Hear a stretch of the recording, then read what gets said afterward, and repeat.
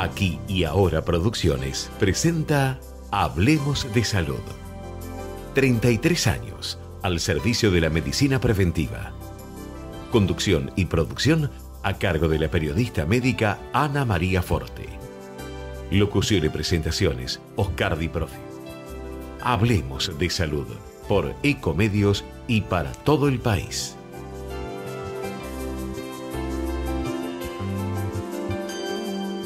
Hola, hola, ¿qué tal? ¿Cómo están ustedes? Soy Ana María y los invito a un nuevo programa de Hablemos de Salud con excelentes profesionales y buenos temas.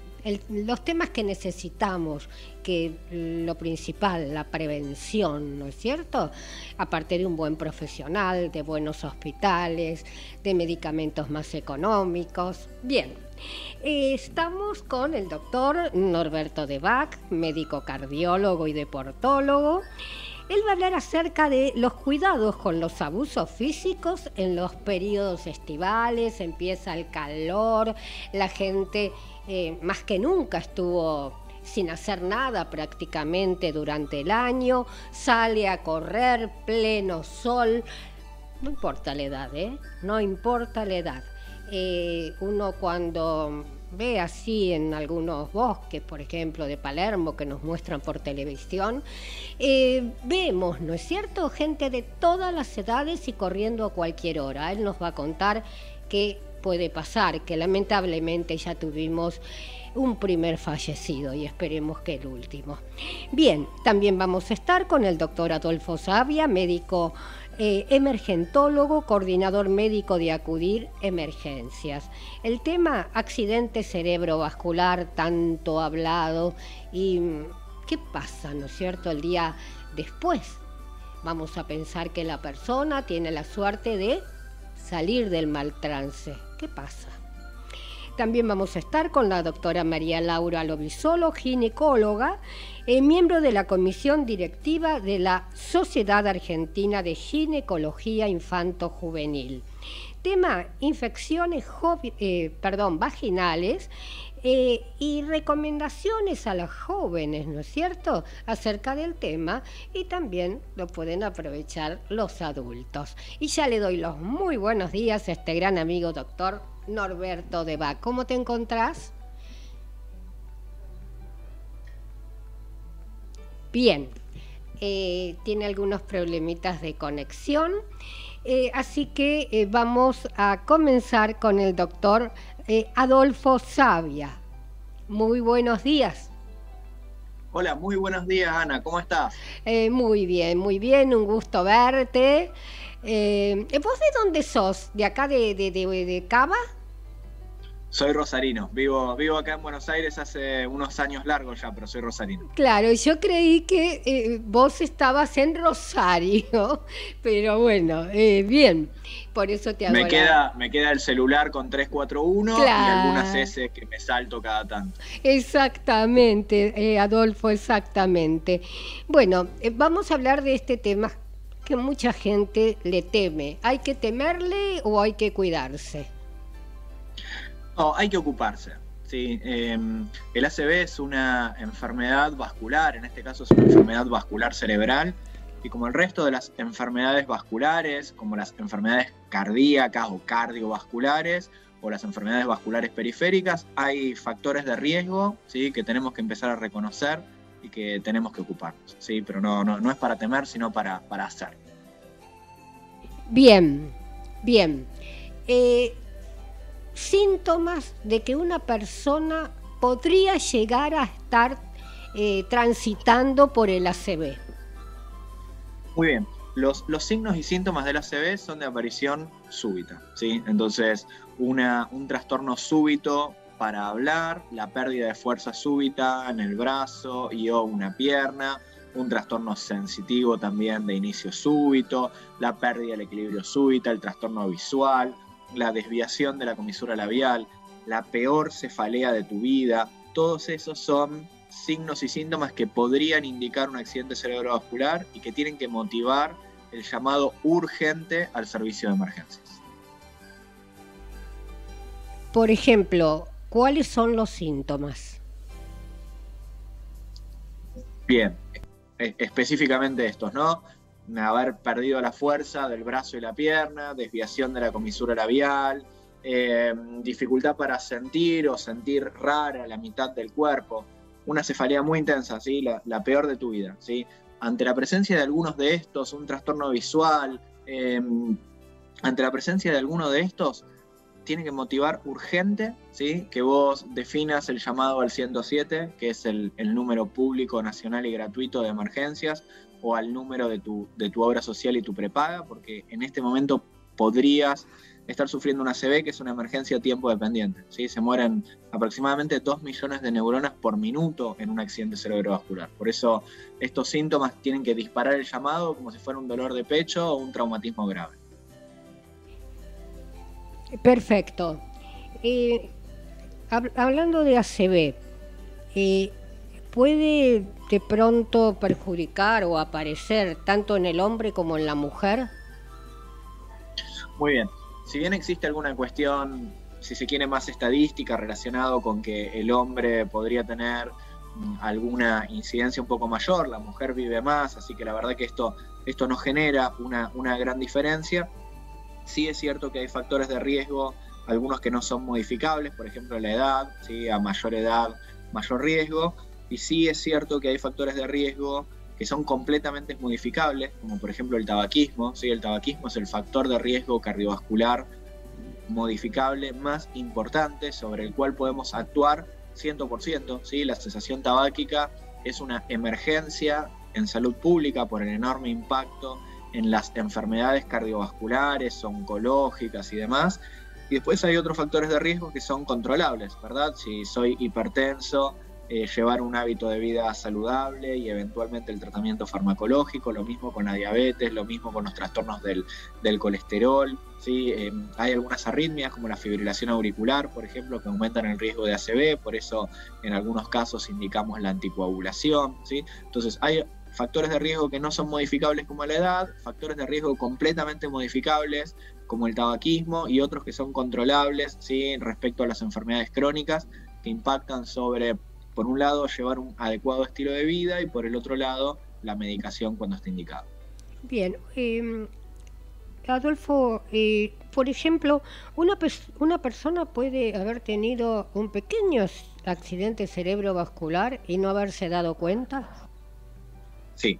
El cerebro es una máquina increíble de la cual estamos aprendiendo todo el tiempo, pero sin duda el impacto del accidente cerebrovascular está en relación con el volumen con la cantidad de tejido cerebral afectado y al mismo tiempo con las áreas, ¿no? El cerebro funciona, está mapeado y si ustedes quieren, a veces a mí me gusta decir que es como un tablero de electricidad, ¿no? Entonces, si hay una parte del cerebro que deja de recibir irrigación en un accidente cerebrovascular, es como bajar un interruptor de ese tablero de electricidad. Entonces se apaga la parte del habla, se apaga la parte del movimiento, se apaga la parte de la sensibilidad o lo que fuere. Bueno, también podría ocurrir que ocurran pequeños ACV de poco volumen o que ocurran en lugares que quizás no tienen una función exclusiva o que quizás son lugares redundantes, es decir, que no se encargan de algo únicamente esa zona, entonces ese ACV podría pasar desapercibido y encontrarse en algún otro tipo de estudio, ¿sí? Yo, no sé, años después tuvimos un traumatismo de cráneo, te hacen una tomografía y ahí vemos pequeñas secuelas de un accidente cerebrovascular. Lo importante, de vuelta, más allá de encontrar esa secuela eventual de un accidente cerebrovascular, es pensar en los factores de riesgo que nos están hablando todo el tiempo, ¿sí? O sea, el factor de riesgo es mirarnos un poco al espejo y ahí vamos a encontrar un montón de cosas que podemos hacer para prevenir el accidente cerebrovascular. Y sabía, por ejemplo, estás hablando de, digamos, por otra investigación, ¿no es cierto?, en una tomografía de cerebro se encuentra pequeños accidentes cerebrovasculares. Te hago la pregunta del millón, ¿no es cierto?, es lo que se me ocurrió en este momento. ¿Puede afectar la audición un accidente cerebrovascular?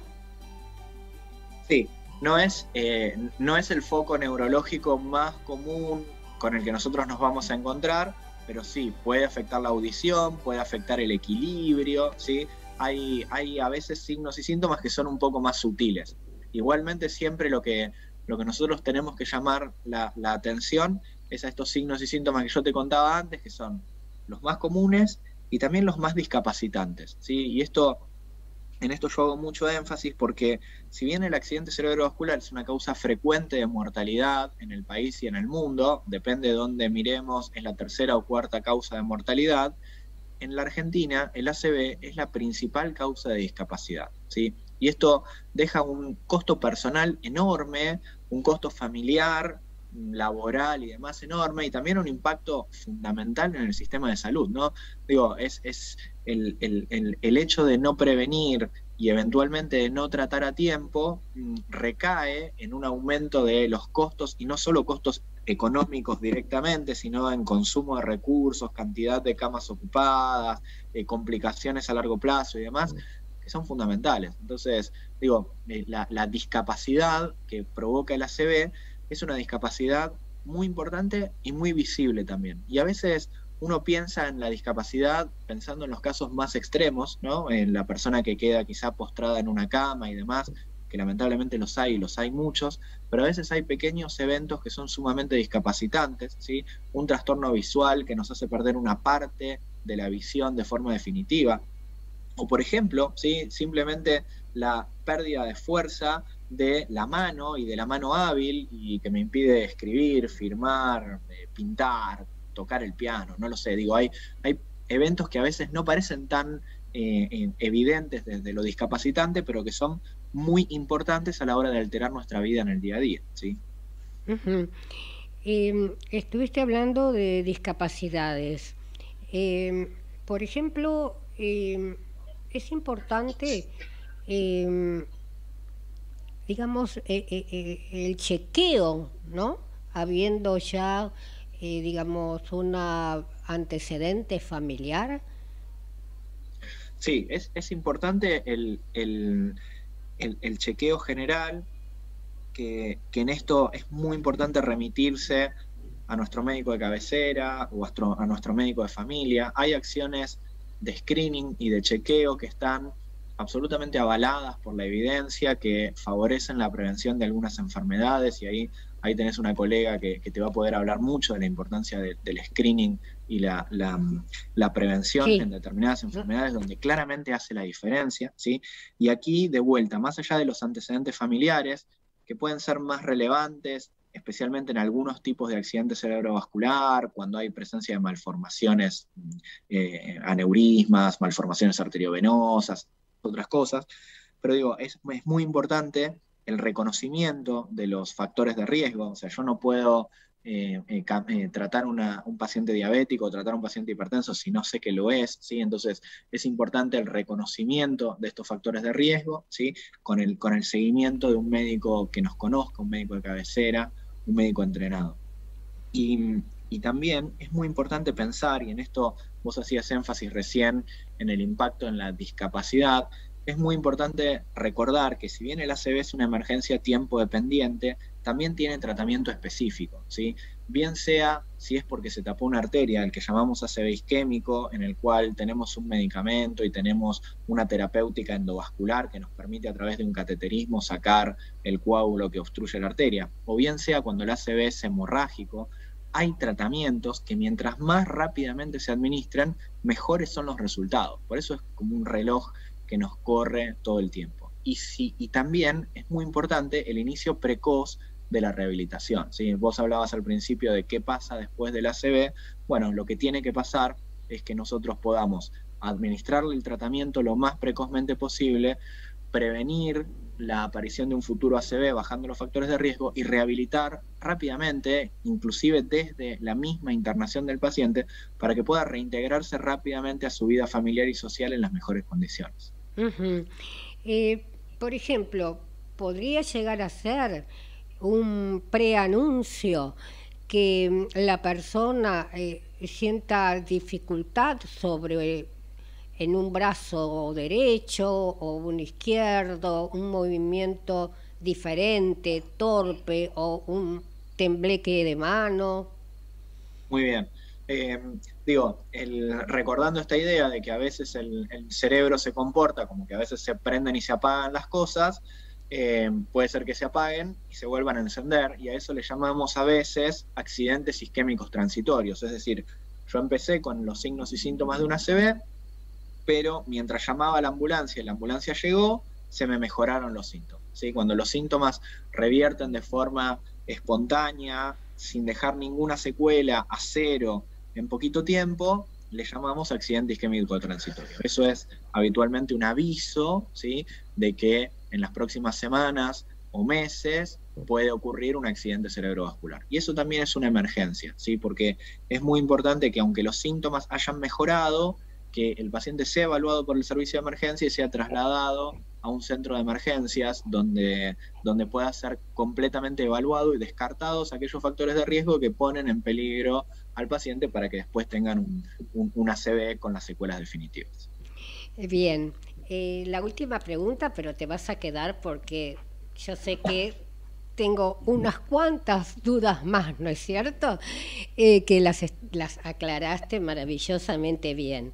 Por ejemplo, yo tuve la desgracia de ver, no a esta última persona que falleció en Palermo, sino que el año pasado un muchacho joven, te puedo decir 27, 28 años, yo ya lo vi en el suelo caído, empezaron a hacerle reanimación, los 3 médicos que estaban, cuando ya agotados estaban, había pasado un profesor de gimnasia y continuó el profesor de gimnasia, no pudieron hacer nada.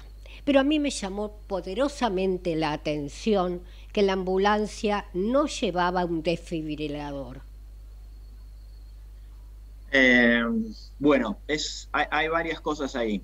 Ahí tenés a un colega a quien respeto enormemente, que te va a contar seguramente algunos aspectos de prevención y de atención y demás, pero hay varias cosas. La primera, vos presenciaste una reanimación cardiopulmonar realizada por profesionales. La RCP forma parte de nuestro estándar de trabajo a quienes nos dedicamos a la emergencia, pero la RCP tiene que ser aprendida por toda la comunidad, ¿sí? Y esto es muy importante y tenemos, hay alguna legislación con más aplicación, menos aplicación y demás, pero esto puede hacerlo cualquier persona y es crítico que la comunidad tome el rol que tiene que tomar, porque es el mayor acto de amor que se puede hacer por otra persona, estar en la situación máxima de indefensión, que es que tu corazón no respire, que tu corazón no funcione, que no estés respirando, y que otro semejante se arrodilla al lado tuyo para comprimirte el pecho y hacer que tu sangre circula hasta que llegue el tratamiento definitivo, que es, en muchos casos, en los primeros minutos, la desfibrilación.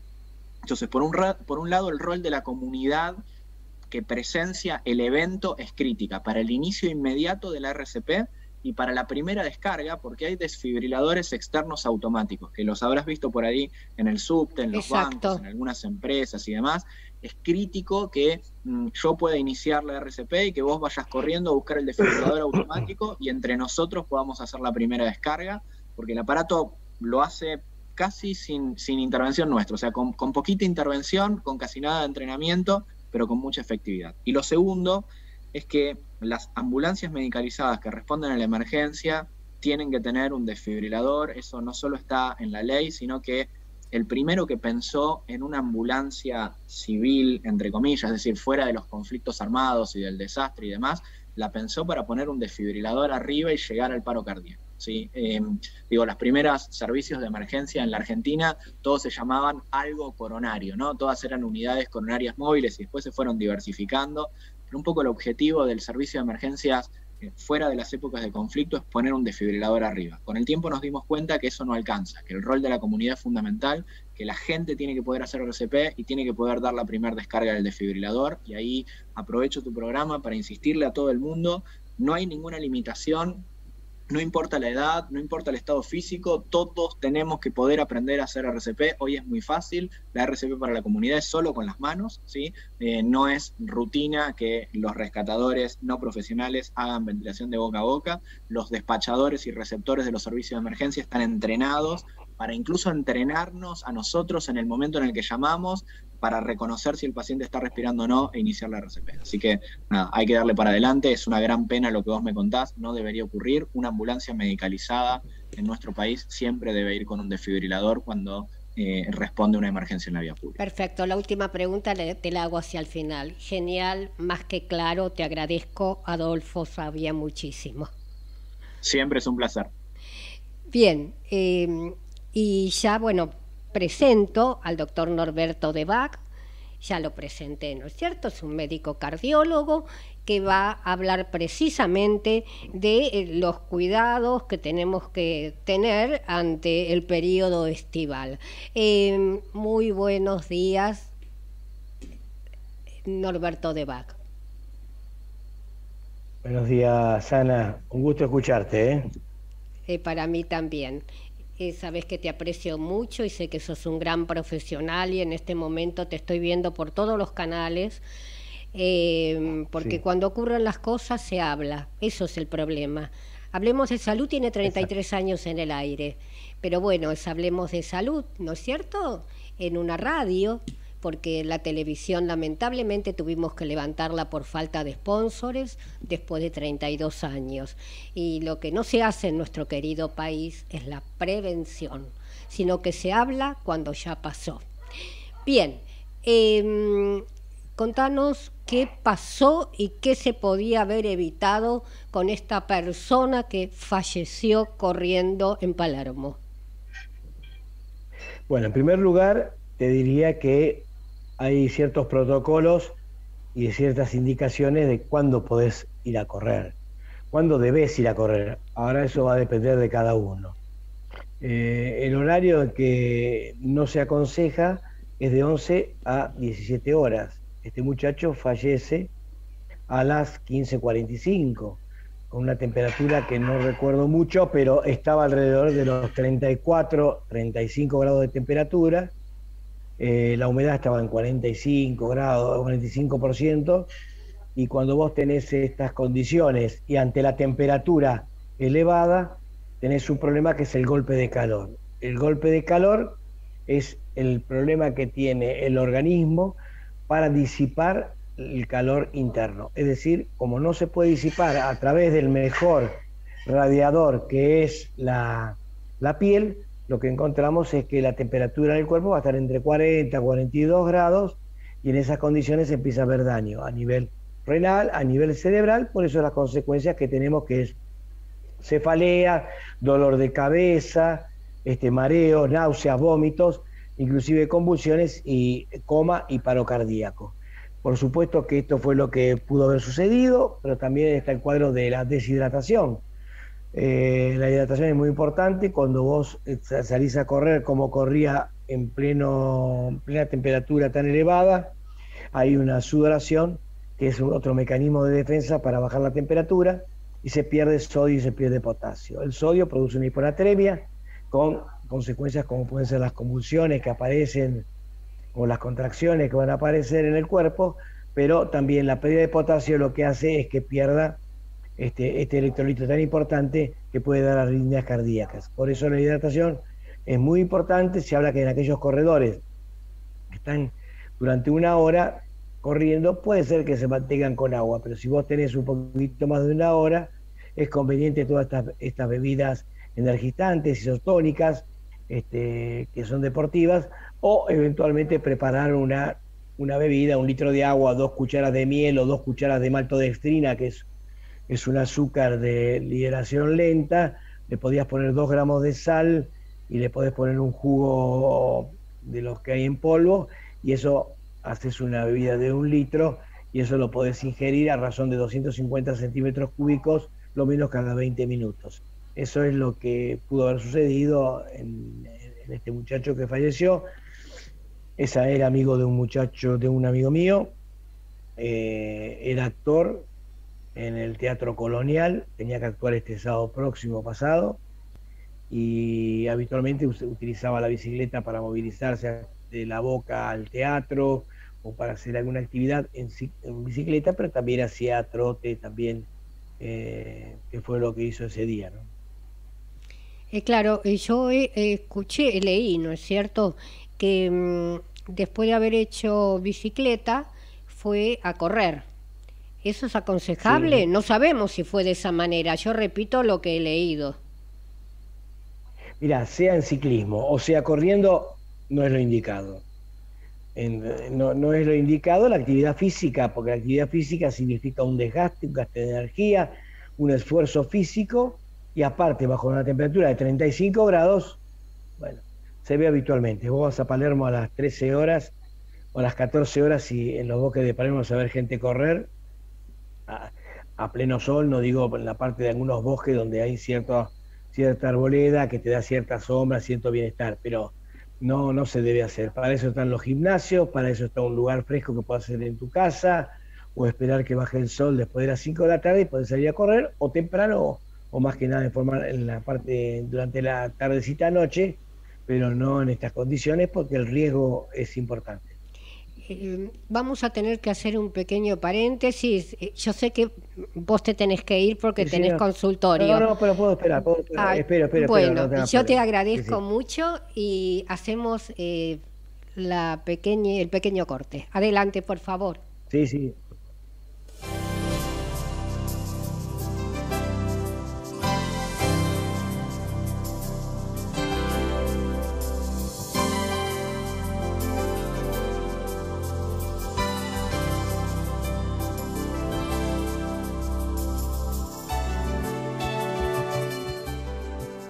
Ecomedios.com AM1220. Estamos con vos. Estamos en vos. Estamos llenos de historias verticales. Girá tu celular. En Catamarca tenés algo distinto para contar. Girá, no te pierdas de nada. Vení a contar una historia distinta.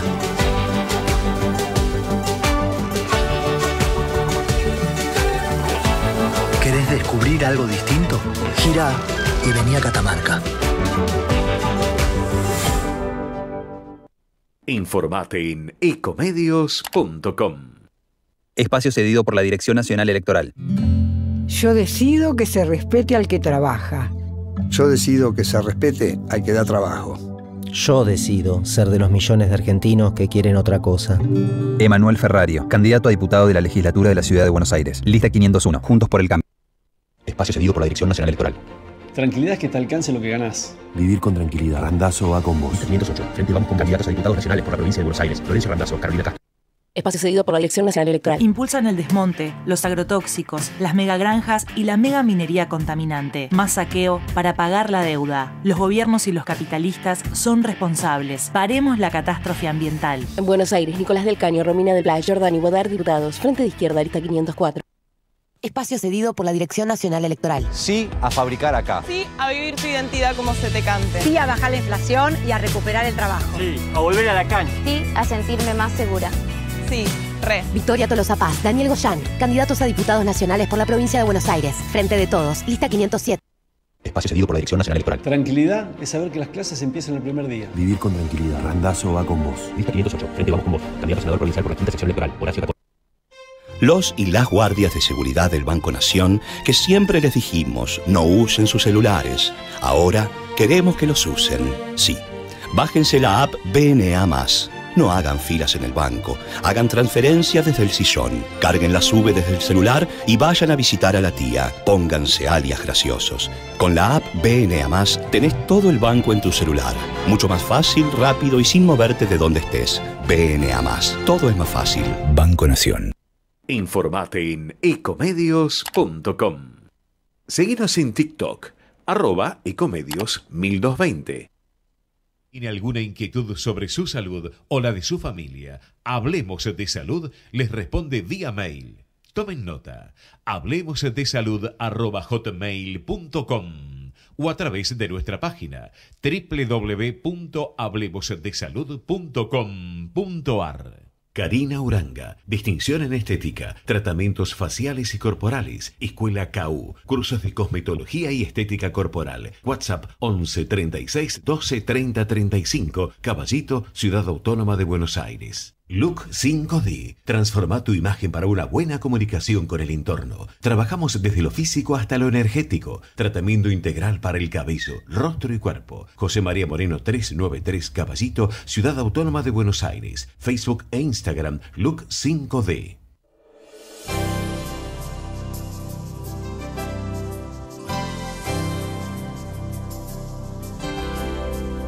continuamos con Hablemos de Salud. Estamos conversando con el doctor Norberto Debach.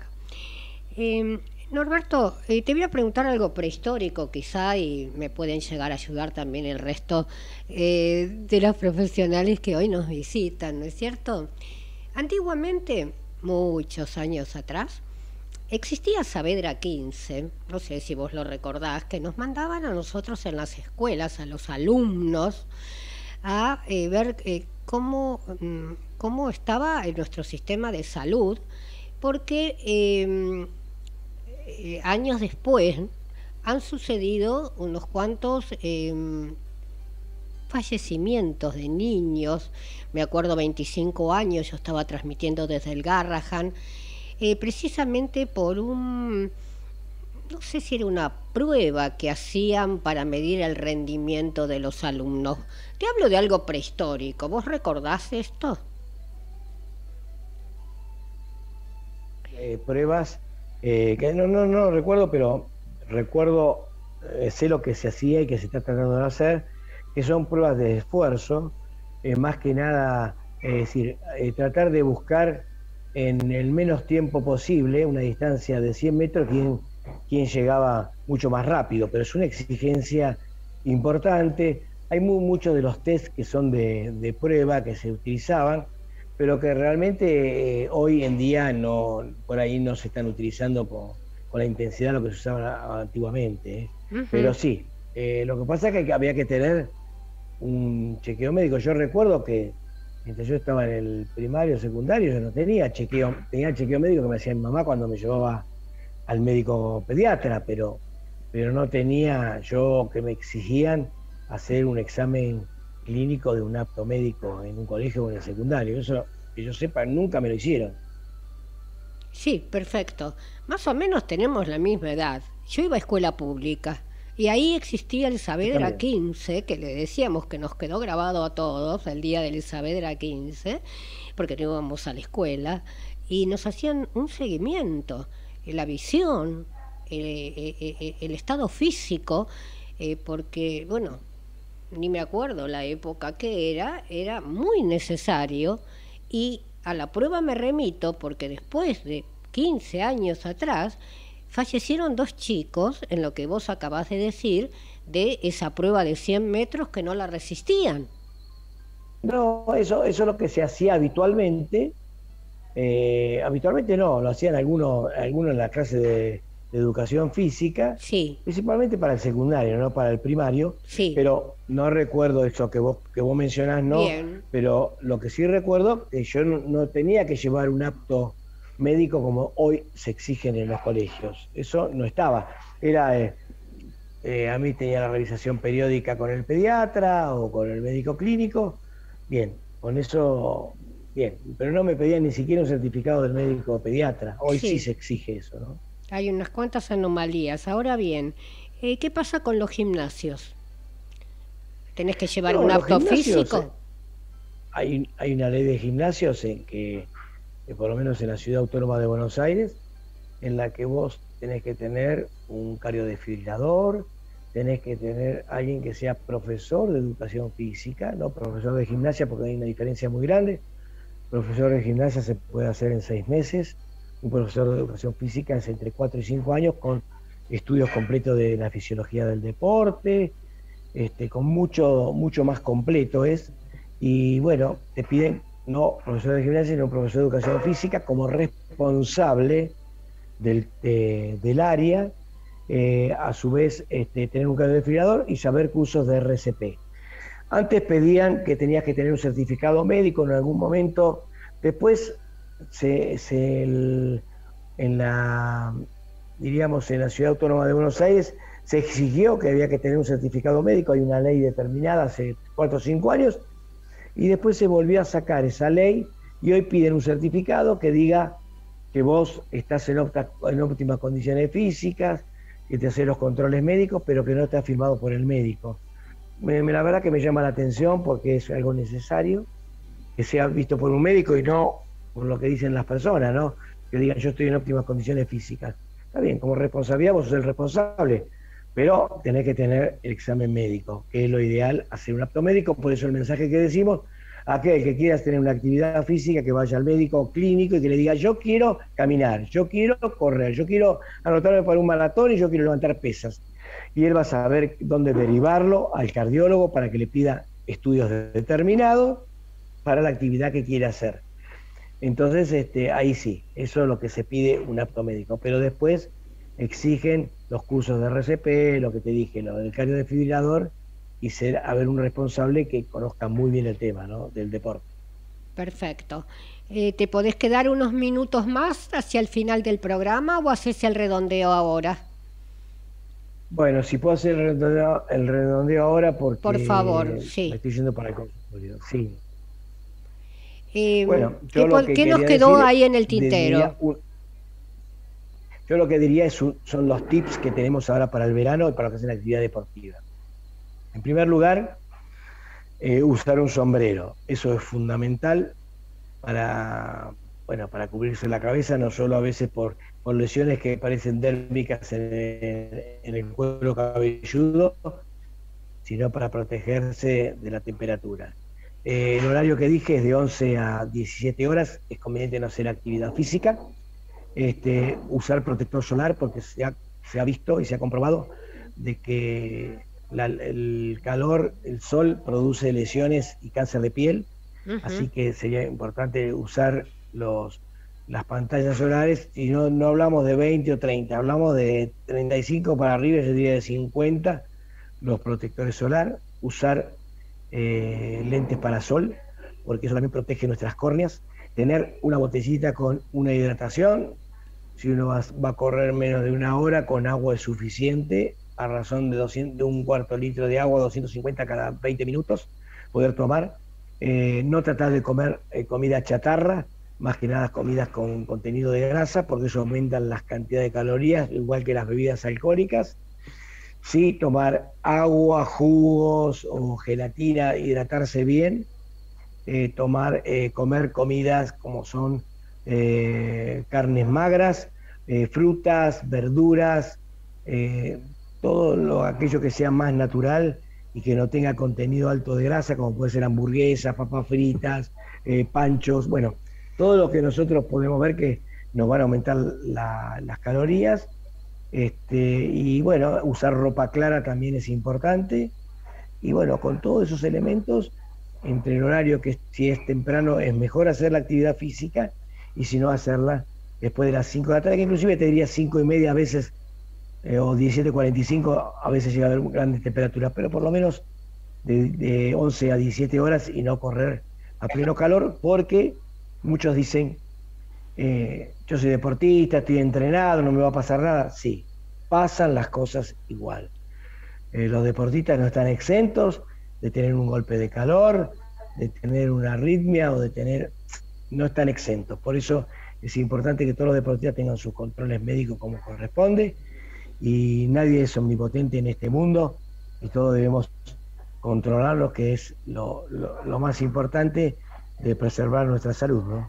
Perfecto, te agradezco muchísimo, más que claro como siempre, y bueno, seguí ayudando a través de los medios de comunicación, insistir en la importancia del cuidado y la prevención. Hasta muy prontito, Norberto, gracias. Hasta pronto, Ana, y lo más importante es prevenir. Yo creo que difundir es prevenir, y eso es lo más importante. Así que tengan todos una muy buena tarde. Muchísimas gracias.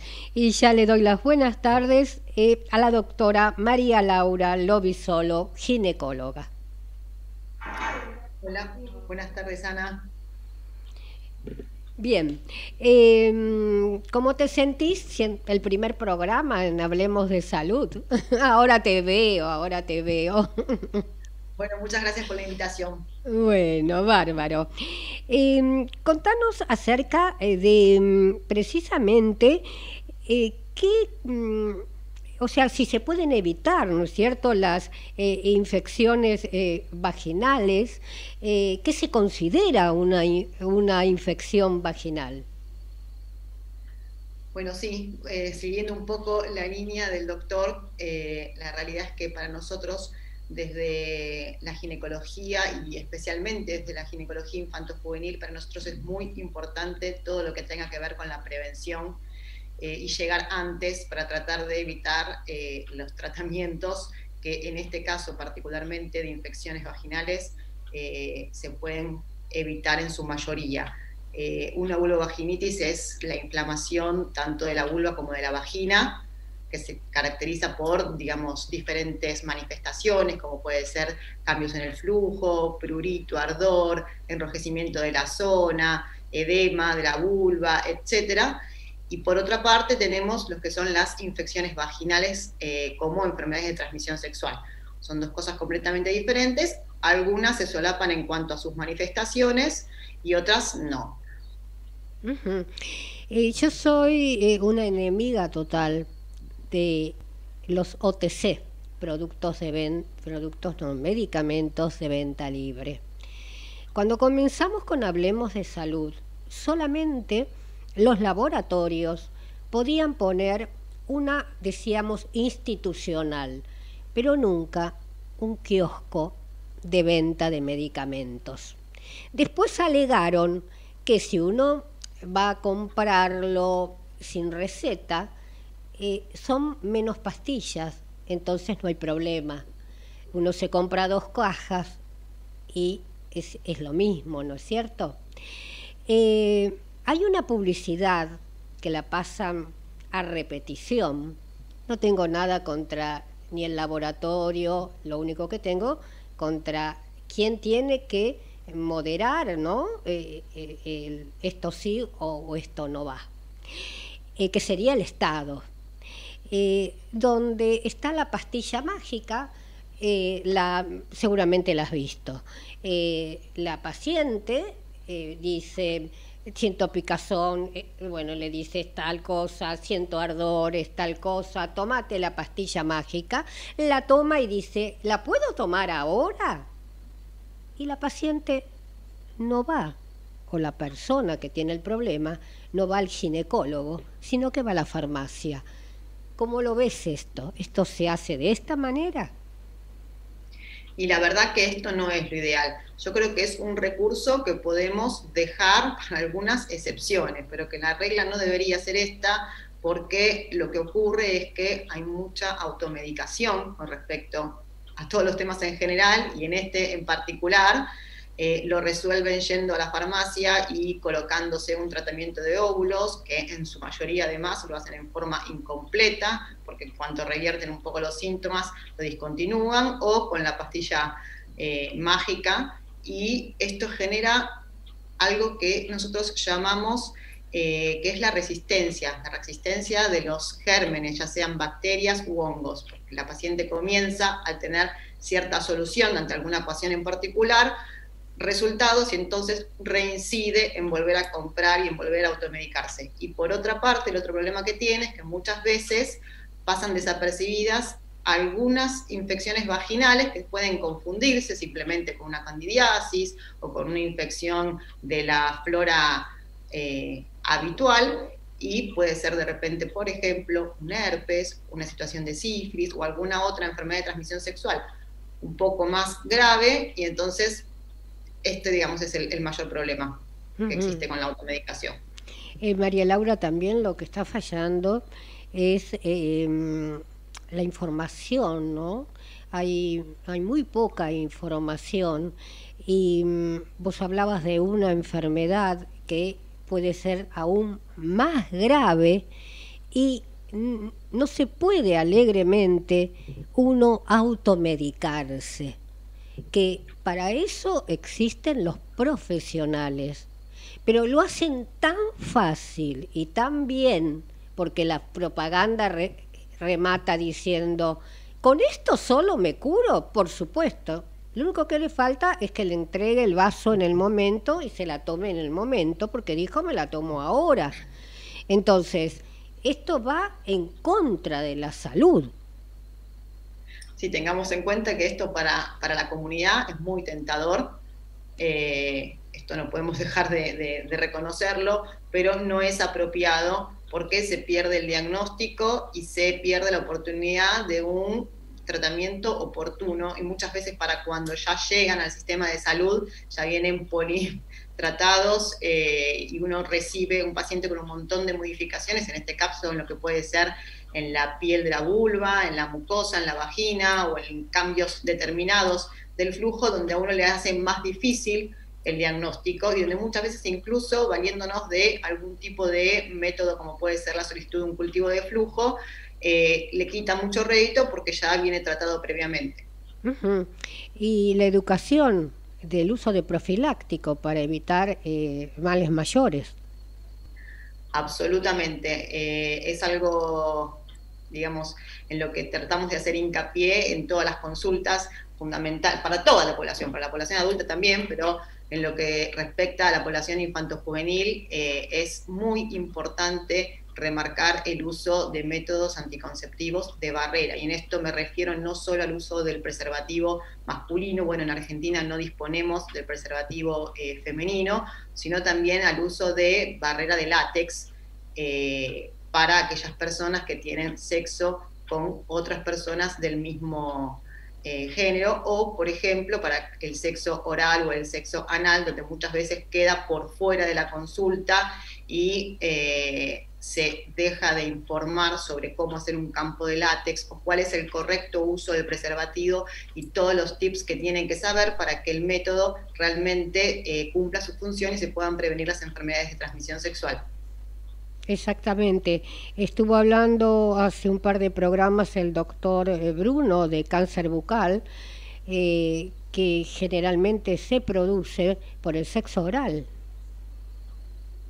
Sí, no solamente cáncer orofaringio, que bueno, deriva de la infección vaginal más frecuente que tenemos, es el virus del HPV, ¿sí? El papiloma humano, que a través de relaciones sexuales orales puede generar cáncer orofaringio. Pero también existe actualmente una incidencia bastante alta y sorprendentemente alta de lo que es la gonorrea a nivel orofaringio, por ejemplo. Entonces, siempre hay que tener en cuenta que las enfermedades de transmisión sexual no solamente se contagian a través de la vía vaginal, sino a través de cualquiera de los orificios, y que además muchas de estas enfermedades no necesitan del contacto simplemente con el fluido, como uno puede pensar, porque habitualmente la gente asocia las enfermedades de transmisión sexual con el HIV, tal vez porque sean contemporáneos un poco del descubrimiento de esta enfermedad, y el HIV es una enfermedad una infección mejor dicho, que se contagia a través de la secreción de los fluidos, ya sea vaginal o del semen, pero las otras enfermedades de transmisión sexual muchas veces solamente digamos, necesitan del contacto piel con piel o mucosa con mucosa. Entonces esto es muy importante. Yo sé que existen unas recomendaciones, ¿no es cierto? Como para dejarle precisamente a las personas que padecen de problemas vaginales. ¿Nos las podés contar? Sí, cómo no. La realidad es que hay un montón de medidas simples y que están basadas en general en los hábitos de higiene.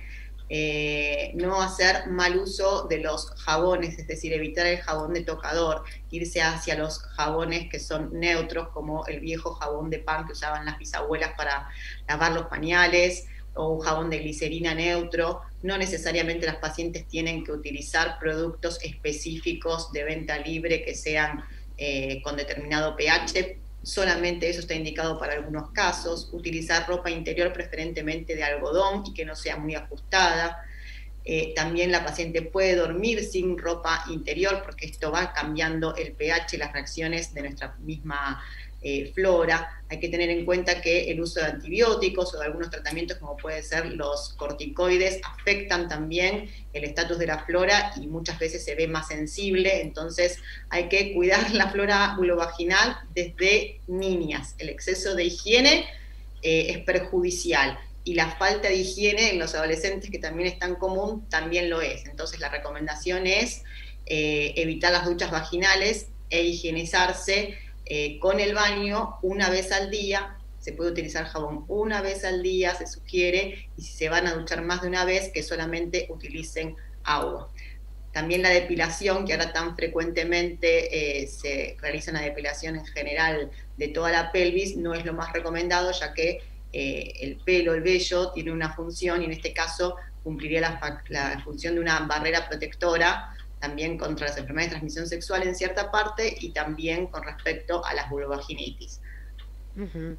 Por supuesto, déjenme agregar un detalle con el que yo siempre soy enemiga, como dijo usted, que es el uso de los protectores, mal llamado, digo yo, protectores diarios, que tanto daño hacen a la flora vulvovaginal. Eso está totalmente desaconsejado. Existen en la actualidad algunos protectores diarios de tela que no generan, digamos, la misma dependencia y no generan la misma alteración de la flora, pero así todos estos recursos nuevos que podemos utilizar se utilizan simplemente como una transición entre aquella paciente que usa protectores diarios para que finalmente pueda no usarlos y usar directamente la ropa interior sin ningún tipo de apósito.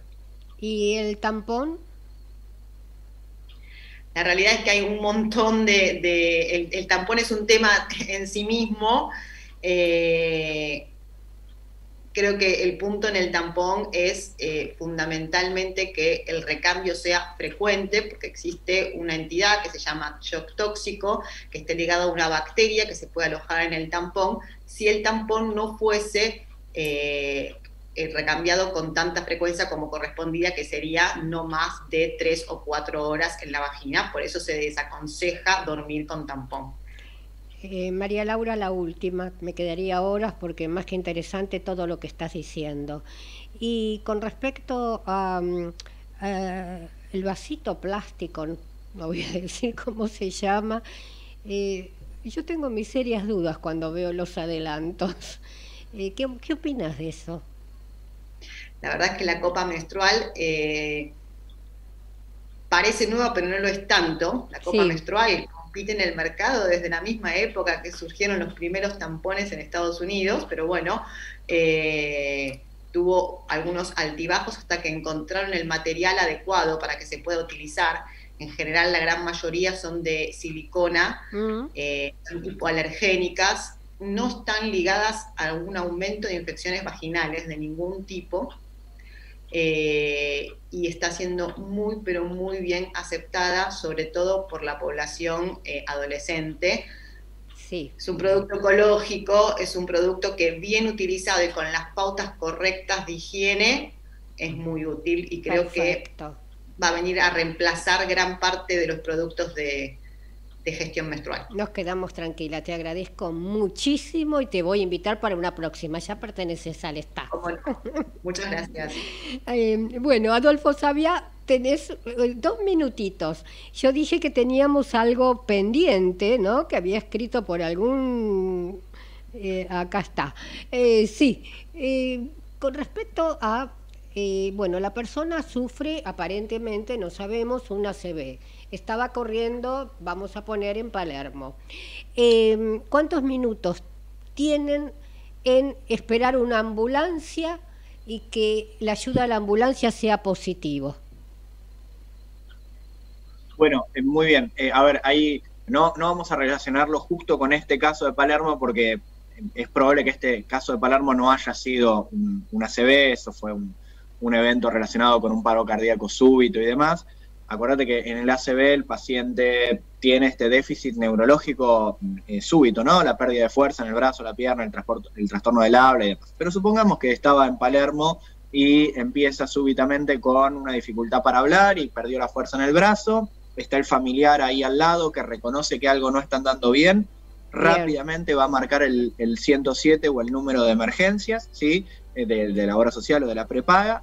Y ahí idealmente la ambulancia va a demorar lo menos posible, ¿sí? Decimos que 8, 10, 12, 15 minutos es un tiempo correcto. Bien, bien. Y de ahí en más va a ser evaluado por el equipo de la ambulancia y derivado a un centro con capacidad para atender un accidente cerebrovascular. Bien, me quedaría horas, pero a las 14 horas nos levantan el programa y ya lo tenían que levantar. Les agradezco muchísimo, muchísimo la claridad y la profesionalidad, el profesionalismo que tienen todos los profesionales que pasaron y pasarán por el programa. Un beso enorme y será hasta la próxima. Con respecto a la audiencia, recuerden, los espero la próxima semana en este mismo horario, si Dios quiere.